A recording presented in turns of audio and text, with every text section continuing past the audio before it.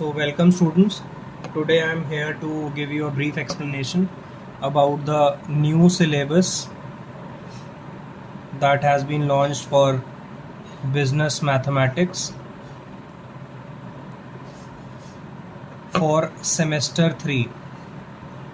Earlier this paper was covered in semester 4.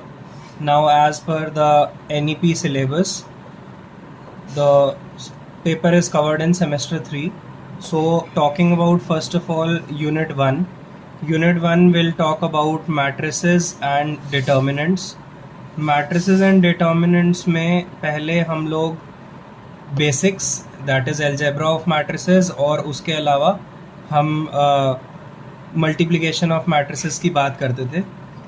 इस बार matrices के case में बेसिक अलजेब्रा तो कवर्ड है, पर उसके साथ साथ जो हम सर्विस कंपनी और होल्डिंग कंपनी वाले क्वेश्चंस करते थे वो कवर्ड नहीं है. ये एक डिलीशन है जो कि हमारे सिलेबस का पार्ट हुआ करता था, service companies and holding companies. ये अब मल्टीप्लिकेशन जो आपके सिस्टम ऑफ लीनियर इक्वेशंस के क्वेश्चन आते हैं उसमें कवर नहीं किए जाएंगे from the examination point of view. Otherwise input output model ये ऑलरेडी कवर्ड है और ओपन इकोनॉमी का क्वेश्चन पेपर में आएगा.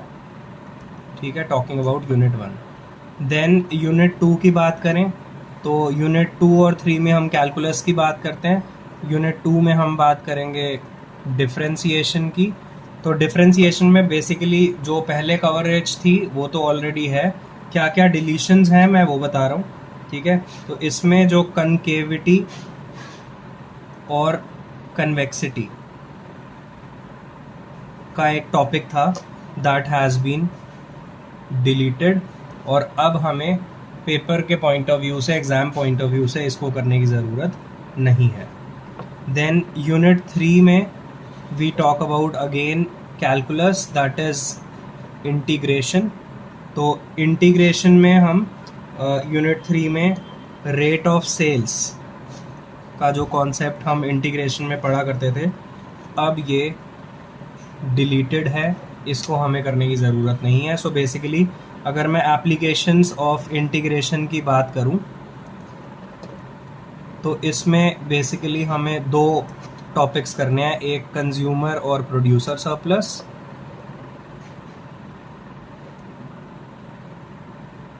ठीक है, और यहाँ से रेट ऑफ सेल्स के साथ लर्निंग कर्व ये भी डिलीट हो चुका है, तो ये भी हमें एग्ज़ाम पॉइंट ऑफ व्यू से नहीं करना है. एप्लीकेशंस ऑफ इंटीग्रेशन में हम consumer and producer surplus cover करेंगे. और unit 4 will talk about mathematics of finance. Mathematics of finance में basics, annuities, compound interest, simple interest और compound amount at changing rates ये सब कवर्ड है ऑलरेडी. बट इसके बाद amortisation of loans and sinking fund पे क्वेश्चंस होते थे. ठीक है, ये हमें नहीं करना है. Both these topics have been deleted. Books में आपको देखने को मिलेंगे but as per the new guidelines इस पे आपको एग्ज़ाम में कोई क्वेश्चन देखने को नहीं मिलेगा. देन यूनिट 5 की अगर मैं बात करूं that talks about linear programming. Linear programming में हमारे पास 3 कॉन्सेप्ट्स होते थे. First graphical method, second duality और थर्ड सिंप्लेक्स. तो अब आपको सिर्फ और सिर्फ ये सिंप्लेक्स मेथड करना है from the exam point of view. Both these topics graphical method and duality have been deleted and इस पे कोई क्वेश्चन आपको एग्जाम में नहीं पूछा जाएगा, बी इट ग्राफिकल मेथड और डुअलिटी. सो ओवरऑल 5 यूनिट्स में से क्या क्या चीज़ें आपको नहीं करनी है that have been clearly mentioned और बाकी का सिलेबस आपको शेयर कर दिया जाएगा.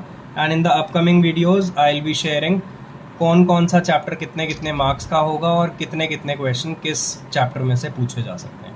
Thank you so much. Do subscribe the channel. Thank you once again.